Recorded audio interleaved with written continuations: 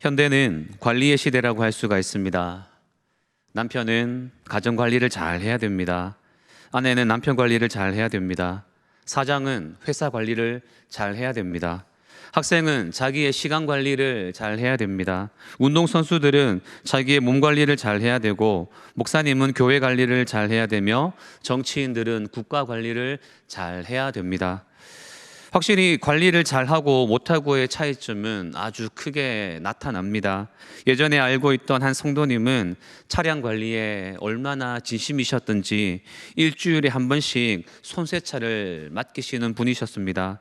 그래서인지 차를 구매한 지 10년이 훨씬 지났음에도 불구하고 새차같이 차가 유지되는 것을 볼 수가 있었습니다. 최근 몇 주간 이슈가 되었던 것이 우리나라 월드컵 경기장 잔디 관리에 관한 부분이었습니다. 한 선수가 인터뷰에서 원정 경기장의 잔디 상태가 더 좋다라는 말을 함으로써 많은 국민들의 시선이 도대체 어떻게 관리를 하는 것이냐, 선수가 어떻게 저런 말을 하느냐 얘기가 나왔습니다. 아니나 다를까 그 경기장의 잔디 상태는 그야말로 최악이었었습니다. 선수들의 부상이 걱정될 정도로 형편이 없었습니다. 우리가 관계하고 있는 모든 부분에서 우리는 관리를 잘 해야 됩니다. 내 집, 내 가족, 내 인생 모든 부분을 잘 관리하며 나아가야 됩니다. 그러는 가운데 우리가 정말로 잘 관리해야 될 것 중에 하나가 무엇인가라고 한다면 바로 우리의 몸 전체입니다. 우리의 영과 혼과 육을 우리는 잘 관리해야 됩니다. 육적인 관리 잘 해야 됩니다. 육적인 강건함이 불편함이 있어서는 안 되겠습니다. 몸에 나쁜 것들을 넣으면 안 됩니다.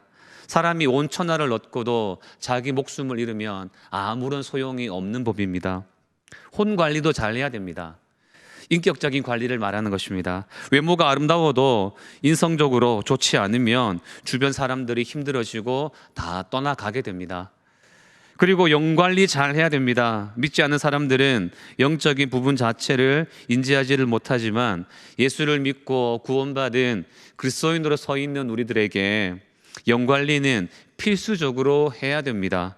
그래서 그리스도인은 이 영, 혼, 육 관리가 잘 되어야 하는 것입니다. 그 중에서도 특별히 영성 관리는 정말 중요합니다. 사도 바울의 말처럼 우리의 육신은 늙어 노쇠해져 갈지라도 영혼은 늘 새로울 수 있도록 관리를 해야 되는 것입니다. 이 관리를 위해서 오늘은 잠언의 말씀을 통해서 우리가 하나의 약을 지어보기를 원합니다. 오늘 제목이 양약입니다. 양약이라는 표현은 잠언에서만 나오는 표현입니다. 다른 책에는 나오지 않는데요, 이 잠언에서만 4번이 표현되어 있습니다. 양약이라는 말은 치료 효과가 아주 좋은 약을 뜻하는 말입니다. 영어로 표현하면 bring health, 다른 말로는 good medicine입니다. 먹으면 건강해질 수 있는 약인 것입니다. 이런 약을 거절할 사람은 많지 않습니다. 사람은 몸에 좋은 것이라고 한다면 거절하지 않습니다. 그래서 보약을 지어 먹고, 어떤 사람은 산삼을 찾아다니고, 심지어 몸에 좋다고 하면 동물의 피까지도 마십니다.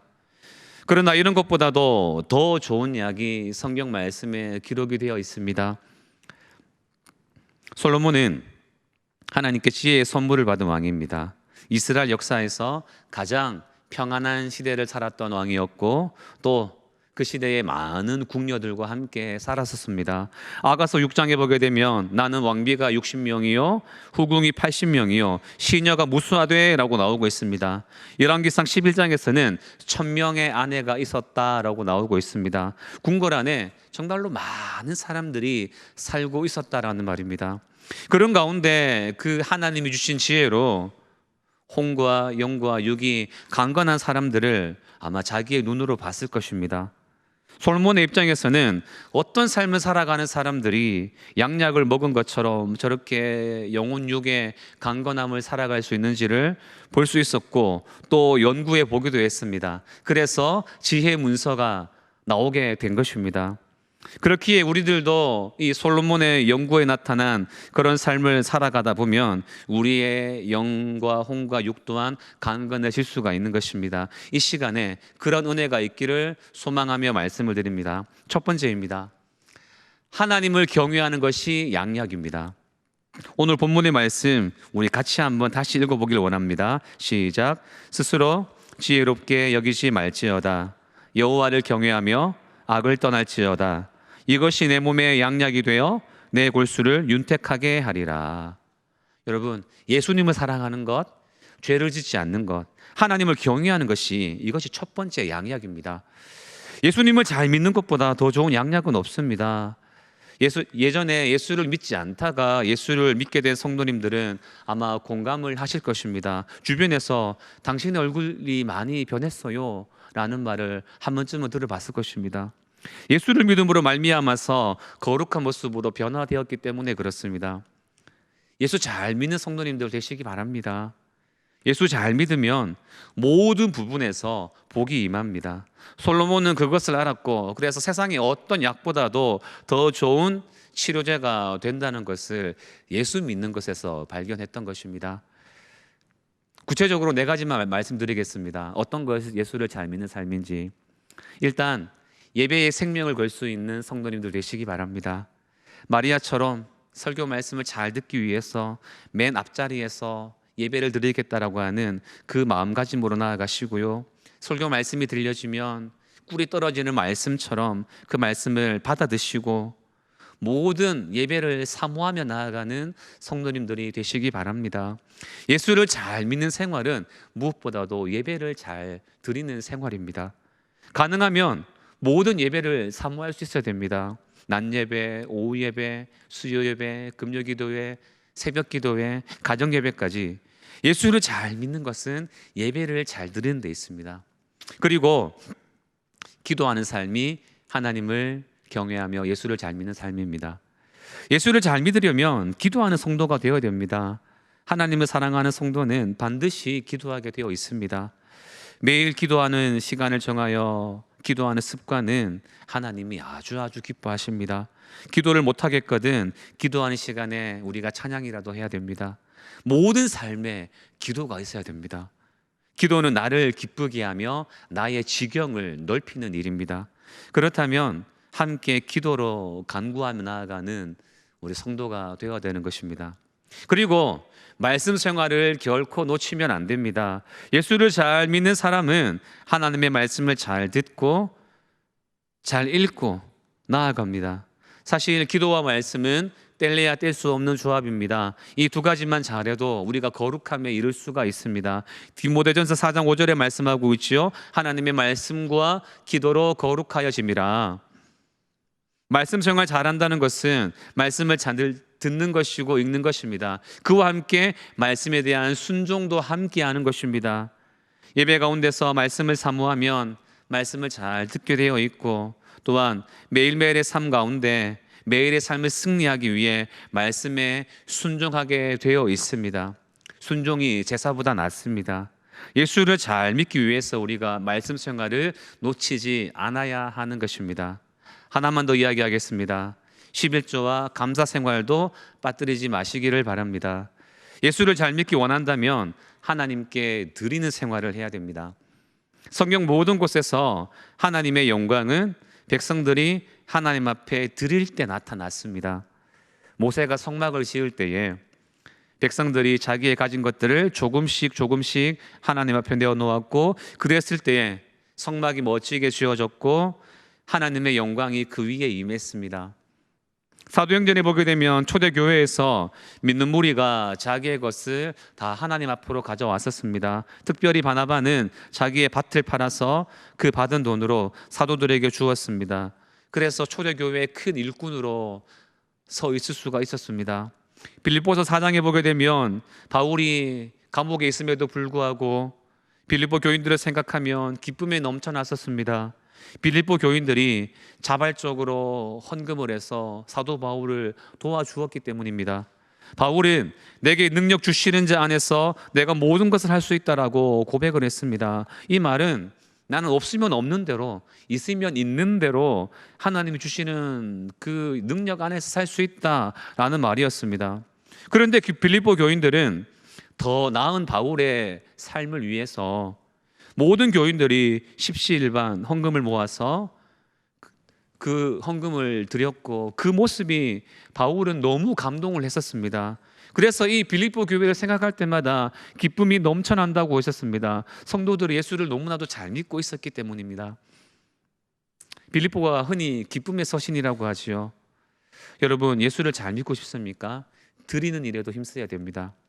봉헌은 우리들의 신앙 고백입니다. 여러분, 여호와를 경외하는 삶이 되어야 됩니다. 예수 잘 믿어야 됩니다. 기도하고 성경 보고 봉헌 생활도 잘하고 더 나아가서 전도도 하고 깨끗한 삶을 살아가고, 이 모든 것이 우리의 삶의 양약이 됩니다. 부모님이 자녀들에게 해줘야 되는 최고의 조언이 무엇인가라고 하면 예수를 잘 믿으라고 말해주는 것입니다. 무엇이 되어라, 이런 학교에 가라, 저런 회사에 들어가라, 그 말 하기 이전에 예수 잘 믿어라, 무조건 예수 잘 믿어라 라고 말해야 됩니다. 그것이 가장 좋은 보약을 선물해 주는 것입니다.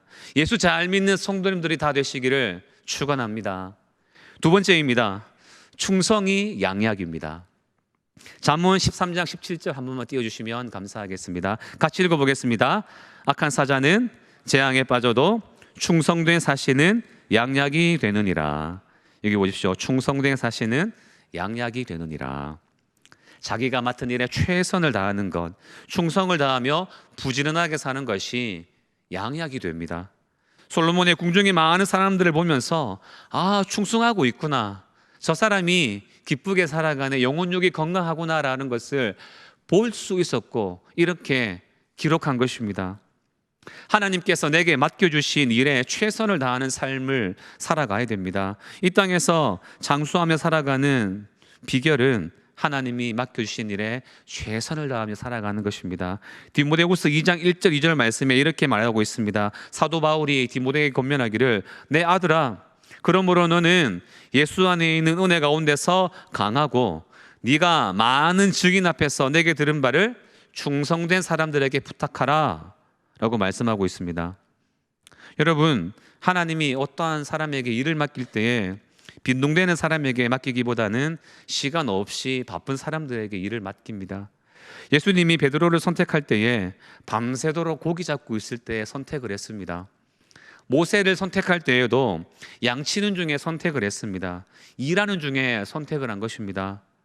부지런한 사람, 하나님이 맡겨주신 그러한 사람이 양약이 됩니다. 아이러니하지만 피곤한 사람이 세계를 지배합니다. 지난 금요기도회 때 말씀을 전하면서 왜 하나님이 그 많은 사람들 중에 바울에게 강권적으로 역사하셔서 두로아로 가게 만들었을까? 다른 사람들도 많았을 텐데 왜 바울이었을까라고 했을 때, 바울은 늘 기도하며 나아가는 사람이었기 때문이라고 말을 했었습니다. 충성의 사람이었다라는 말입니다.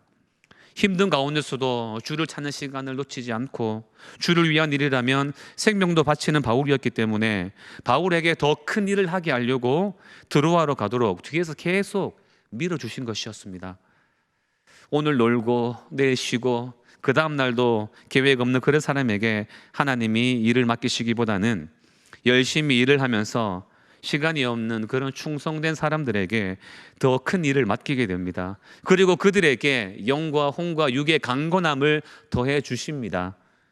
열심히 살아야 됩니다. 놀지 말아야 됩니다.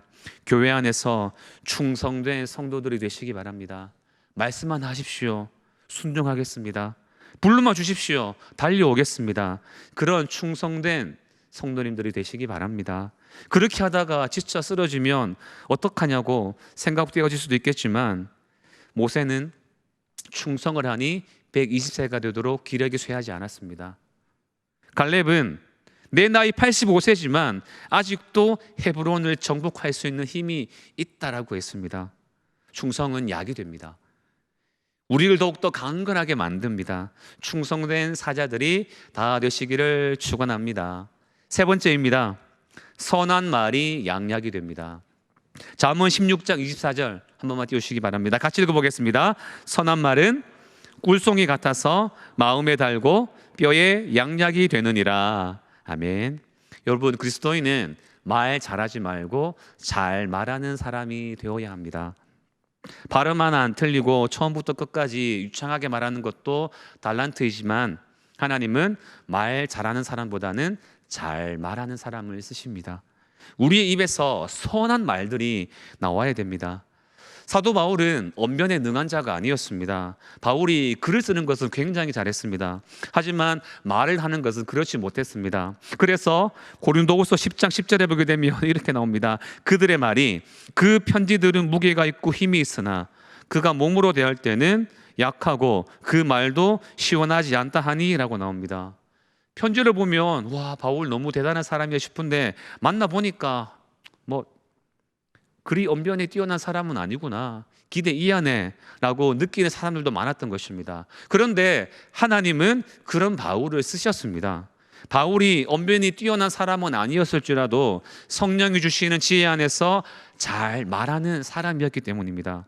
그 증거가 로마서 12장 14절 15절 말씀에서 나옵니다. 너희를 박해하는 자를 축복하라, 축복하고 저주하지 말라, 즐거워하는 자들과 함께 즐거워하고 슬퍼하는 자와 함께 울라라고 말씀했습니다. 바울은 원수들을 향해서도 축복의 말을 했습니다. 슬퍼하는 자에게 위로의 말을 했습니다. 어떻게 말을 하며 어떤 것이 선한 말인지를 바울은 알고 있었던 것입니다. 성도를 품어주는 말을 하고 성도를 용서해 주는 말을 하고 상대방에게 힘을 주는 말을 하는 바울, 그런 바울을 하나님이 크게 쓰신 것입니다. 그래서 바울이 가는 곳에 성령의 역사가 일어난 것입니다. 선한 말을 해야 됩니다. 그래야 내 영혼 육이 건강해집니다. 칼로 난 상처는 시간이 지나면 금방 아뭅니다. 그러나 입으로 낸 상처는 아주 오래 갑니다. 칼로 낸 작은 상처는 일주일이면 아물지만 입으로 낸 상처는 그 사람의 마음에 한으로 맺혀질 수 있고 어떤 경우에는 평생 상처로 남을 수도 있습니다.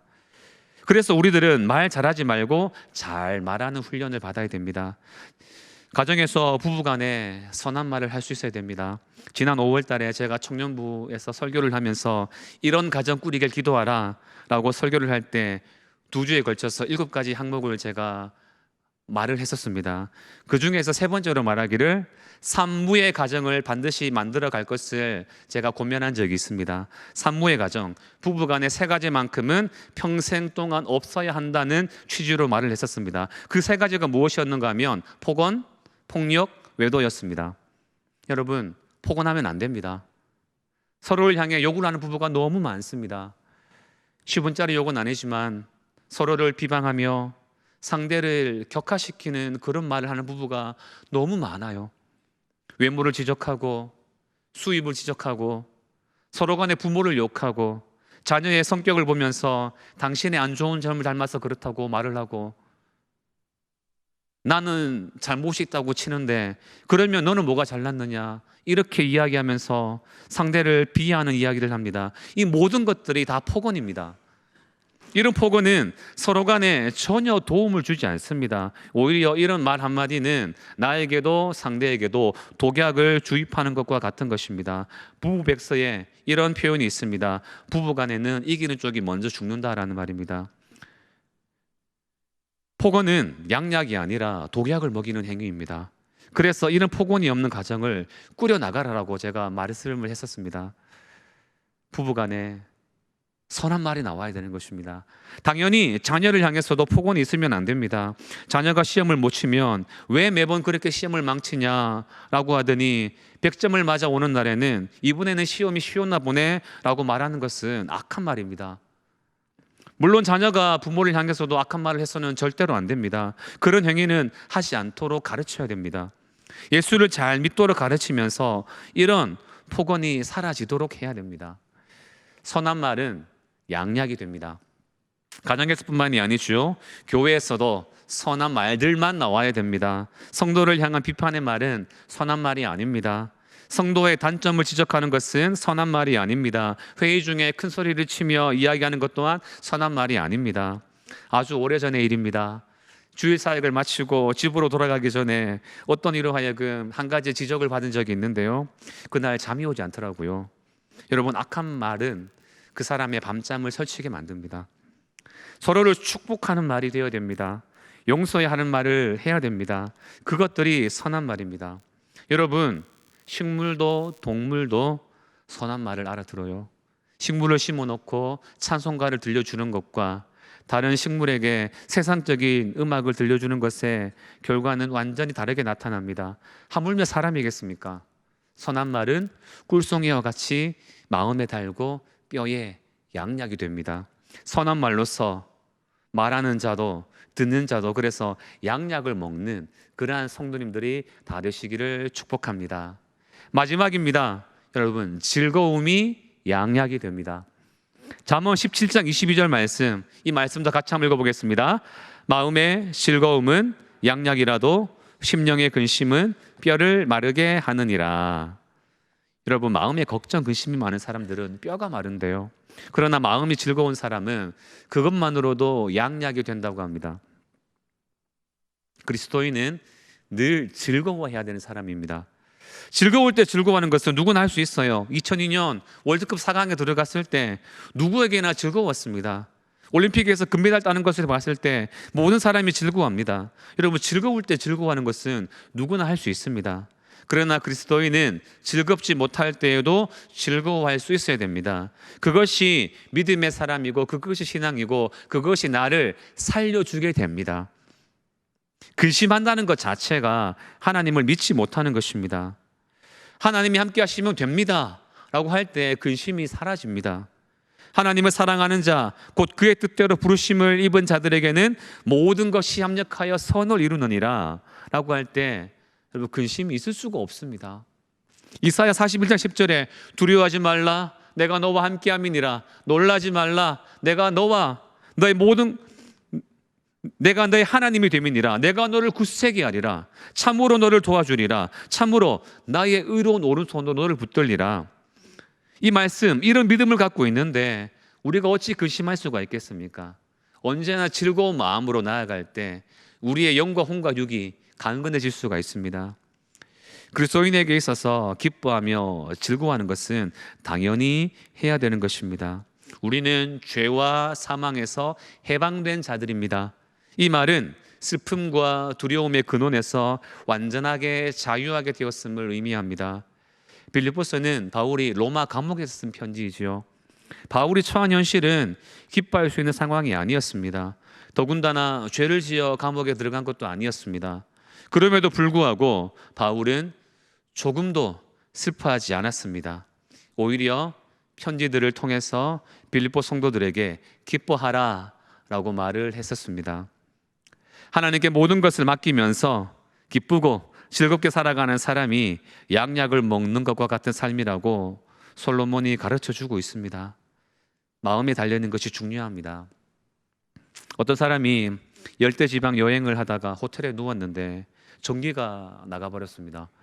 전기가 나가니 에어컨도 안 되고 더운 것이었습니다. 그래서 그 불 꺼진 어두운 방 안을 살금살금 걸으면서 창문을 열려고 했습니다. 그러다가 유리가 깨지는 소리가 났습니다. 창문이 깨진 것 같았고 시원한 바람이 들어온 느낌을 받았습니다. 그래서 그냥 뒤돌아가서 침대에 누웠습니다. 아침에 일어나 보니 창문이 깨진 것이 아니라 거울이 깨진 것이었습니다. 거울이 깨진 것이었는데 창문이 깨졌다고 생각하니까 시원함이 느껴졌던 것입니다. 마음에 어떻게 생각하는가가 굉장히 중요합니다.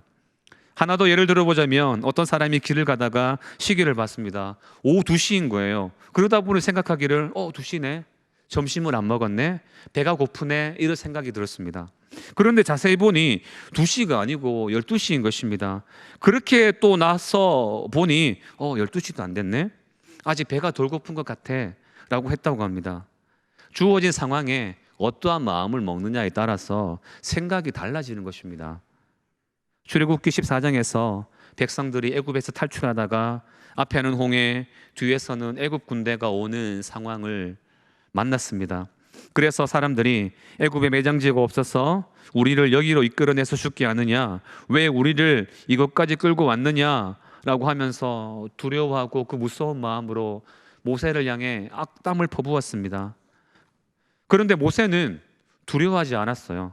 너희는 두려워하지 말고 가만히 서서 여호와께서 오늘 너희를 위해서 행하시는 구원을 보라. 너희가 오늘 본 애굽 사람을 영원히 보지 아니하리라 라고 말을 했습니다. 결국은 모세의 말대로 이스라엘 사람은 다 살았고 애굽 군대는 다 죽게 되었습니다. 그리스도인은 이렇게 하나님께 맡기는 삶을 살아야 됩니다.